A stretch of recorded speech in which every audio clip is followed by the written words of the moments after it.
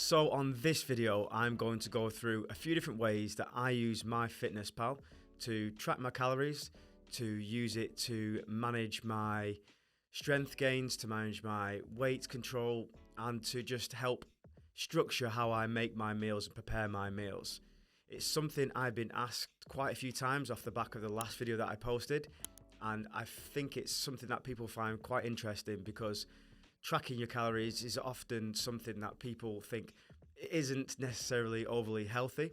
However, I have found that doing it has given me a sort of freedom that I didn't think I had before. So before myself tracking calories, I spent 10, 15 years not doing that. And 10, 15 years ago, when I was able to do that in my elite performance days, there was no such thing as MyFitnessPal or an app. I'm not affiliated to this app. They don't pay me anything. I just think it's a really great tool. And there's other tools out there that you can use that do probably the exact same thing, but this is the one that I've used and I found it really useful. They have a free version of which I used at the start, and there's also a premium version with some extra little things in there which I'll go into detail on. I've just found this one of the best ways for me to keep track of everything that I'm doing, and if I hadn't done this, I don't think I'd have got the same results as what I did do. So I'm going to go into different reasons why I use MyFitnessPal to track my calories, and I hope you find them useful. So the first thing I used on the MyFitnessPal app was the goals function. So on the goals function, you are able to put in your weight and your target weight, and you'll be able to select your different weight loss program essentially. So for me, I wanted to lose 0.5 kilograms per week, and that was one of the targets I put on there, which isn't overly intense. There's other different more intense options on there, but I picked that one. And that would mean it'd take me longer to hit my target weight. However, I felt like I wasn't overly confident enough in my ability to restrict my calories. And I didn't want to really. I was running quite a bit. I didn't want to have to restrict my calories too much. So I selected 0.5 on there, and I thought that was a really good amount. And when I did that, it gave me my target output per day of calories to eat. So if I selected, so for example myself, I was say 2,500 calories per day as my maintenance to maintain weight. To lose weight, it would give me something like 2,000 calories or 2,100 calories per day that I've got to hit. If I did that every day, it would mean that my weight would drop over a period of time. So for example, if you have a target goal in mind that you want to get to a certain weight in a certain period of time, you can really, really restrict yourself and knock it down to like losing a kilogram a week or even more. I don't personally recommend this. I don't think it's overly sustainable. I think the best way to do things is something that you're going to enjoy. Restricting yourself too much is going to make sure that you're not eating the things that you actually like. At the end of the day, a bit of chocolate or an extra piece of bread or whatever you have that you enjoy, not doing that would mean it's not sustainable. So I don't recommend doing that. And I didn't do that once I got into a pattern of things, but the first few months I did actually restrict it a little bit, and that actually kick-started things a little bit, and I found that really useful. So the goal function on there was great. Also on there's a function where you can actually decide your macros, so you can actually pick how much protein or fats or carbs you're going to eat per day.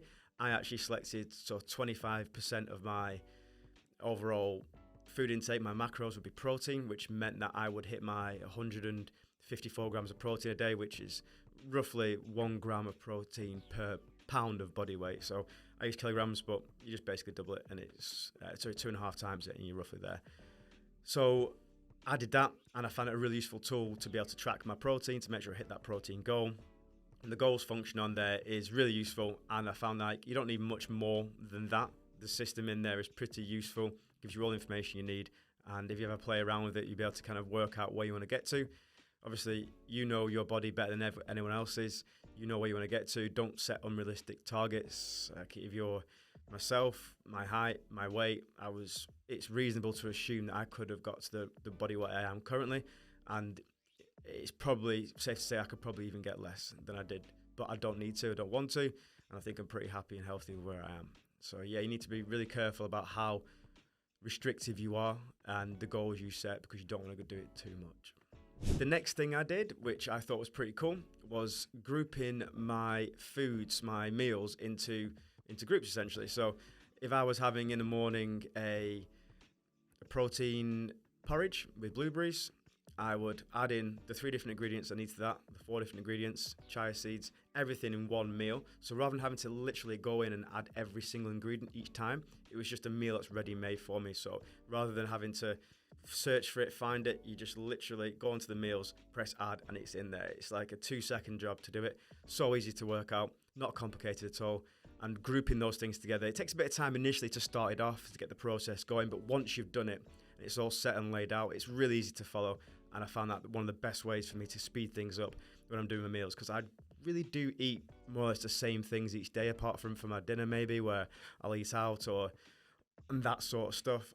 I just think the ingredients is one of the most annoying and fiddly bits of things. So if you've got a really quick tool like MyFitnessPal has to really shortcut that, it's great and I recommend it. The next recommendation isn't actually within the app, it's something external. So I bought I actually had in the house a little weighing scale, didn't realize I had it, and I used that to measure my foods out initially, so I knew how much I was eating. One of the things that I didn't know what I was doing was eating too much essentially in my meals, so my portion control wasn't great. So I had to start measuring out how much I had in each food. I know when you say that to someone who's not doing it, it sounds really intense and a bit pointless, but eventually I started to learn how much food went into each meal. So rather than putting all the oil I wanted on things or filling my bowl of cereal right to the top without even thinking of things, I knew how much a portion was based on the back of the packets. So I kind of worked out eventually that for a bowl of cereal, for example, like bran flakes, a handful for me was 1 portion, like 30 grams. So if you had 2 handfuls, it's 60 grams, and you could work it out from there. So initially I used a lot of weighing, even for different meals, like, or for milk, for example, for my porridge.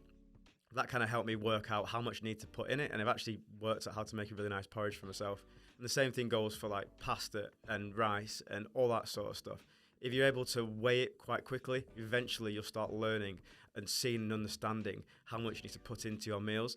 It's quite easy just to kind of put what you want in based on what you feel like, but if you actually are taking this seriously and you want to hit your targets, like how much rice, how much pasta, how much cereal do you really need to hit your targets? And are you just being unconscious with your thoughts when putting things in? Can you be more conscious? Can you be more thoughtful about the food you put into, the portions you put into your food? And I think the weighing scales for me was a great initial learning curve, more than it was something I need to do every single time now for every single meal. I don't need to weigh everything.